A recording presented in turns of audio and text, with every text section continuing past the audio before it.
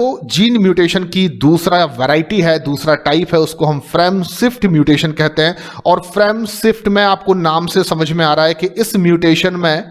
Affected तो एक ही gene होने वाला है, यानी म्यूटेशन कॉज होगा विद इन जीन, लेकिन इस म्यूटेशन की वजह से जीन का जो फ्रेम होगा, ओरिजिनल जो जीन की साइज थी, अब वो म्यूटेशन के बाद या तो साइज छोटी हो सकती है या वो जीन की साइज बढ़ सकती है। यानी कि फ्रेम शिफ्ट म्यूटेशन दो डिफरेंट वे में कॉज हो सकता है। नंबर 1 डिलीशन, अगर एक या एक से ज्यादा बेस या बेस पेयर भी कह सकता हूं, अगर मैं दोनों स्ट्रैंड को लेकर बात कर रहा हूं, अगर एक या एक से ज्यादा बेस या बेस पेयर डीएनए के किसी सेगमेंट जिसको आप जीन कह रहे हैं उसमें रिमूव हो जाते हैं तो वो फ्रेम शिफ्ट म्यूटेशन डिलीशन है। और डेफिनेटली इसकी वजह से जीन की जो साइज होगी वो रिड्यूस्ड हो जाएगी,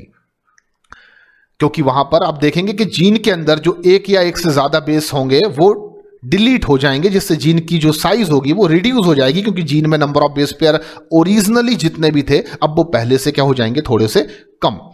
दूसरा जो फ्रेम शिफ्ट म्यूटेशन का वे होता है वो है इनसर्जन या एडिशन। इनसर्जन या एडिशन में क्या होता है कि एक या एक से ज्यादा बेस विद इन जीन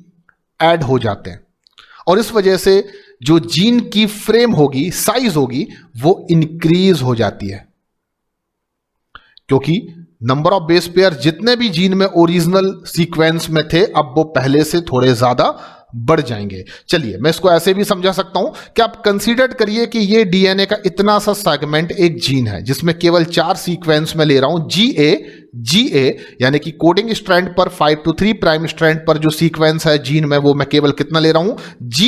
जीए। अगर फ्रेम शिफ्ट म्यूटेशन कुछ इस तरीके से होता है कि वो डिलीशन है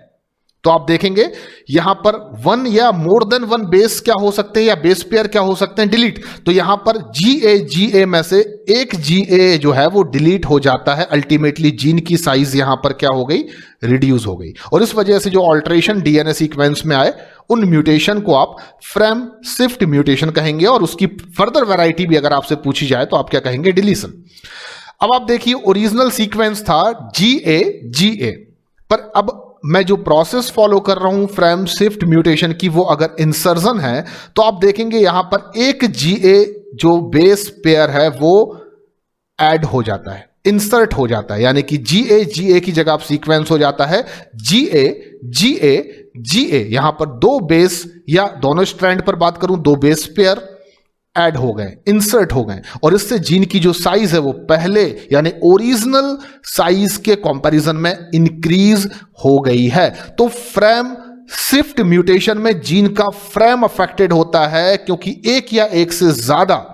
बेस या दोनों स्ट्रैंड पर बात करूं तो बेस पेयर या तो डिलीट हो सकते हैं विद इन जीन या वो ऐड हो सकते हैं, इंसर्ट हो सकते हैं, और इस वजह से जीन का जो फ्रेम होगा वो रिड्यूस हो सकता है या वो इंक्रीज हो सकता है। और इसमें डीएनए सीक्वेंस में जो ऑल्टरेशन की वजह से ऑर्गेनिज्म का जीनोटाइप और फिनोटाइप चेंज होगा उस म्यूटेशन को ही हम क्या बोलेंगे, फ्रेम शिफ्ट म्यूटेशन। तो इसका भी एक बहुत ही अच्छा क्लासिकल एग्जाम्पल मैं आपको बता रहा हूं, दैट इज द थैलासामिया या थैलासेमिया। थैलासेमिया एक ऐसी डिसीज है जो सिकल सेल एनीमिया की तरह ही हीमोग्लोबिन से रिलेटेड है, लेकिन यहां पर आप देखेंगे जो थैलासेमिया का केस होता है वो कहीं ना कहीं जीन पॉइंट म्यूटेशन से थोड़ा सा ज्यादा डेंजरस हो सकता है, क्योंकि